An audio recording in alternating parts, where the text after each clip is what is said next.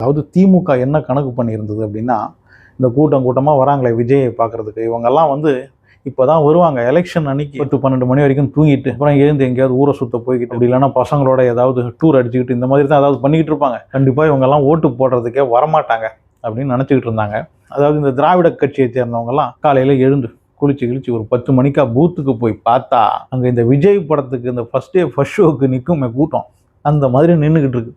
என்னடா நம்ம இதுக்கு முன்னாடியும் பூத்துக்கு வந்திருக்கிறோம், இதுக்கு முன்னாடி ஓட்டு போட்டிருக்கிறோம், ஆனால் அப்போல்லாம் இந்த மாதிரி இல்லையே, இங்கே என்ன நடந்துகிட்டு இருக்கு, மொத்தமாக வந்துட்டாங்களா, இவங்க வந்து வெறும் கூட்டம் கிடையாதா, இது வந்து ஆட்சியை மாத்திர கூட்டமா அப்படின்னு அப்போதான் அவங்களுக்கு புரிய ஆரம்பிச்சது. அந்த கூட்டம் அப்படியே வர வர வர பசங்க விஜய்க்கு ஓட்டு போடுறதுக்கு காட்டின அந்த ஆர்வத்தை எல்லாம் பார்த்ததும் இவங்கெல்லாம் மிரண்டுட்டாங்க. இல்லை, நாம போட்ட கணக்கு தப்பு, இவங்க வந்து சாதா கூட்டம் கிடையாது, இது வந்து சும்மா விஜயை பார்க்க வர்ற கூட்டம் கிடையாது, இது விஜயை கொண்டு போய் அந்த நாற்காலியில உட்கார வைக்கிற கூட்டம், இது அந்த சிஎம் நாற்காலியில உட்கார வைக்கிற கூட்டம் அப்படின்னு அப்பதான் அவங்களுக்கு புரிய ஆரம்பிச்சது.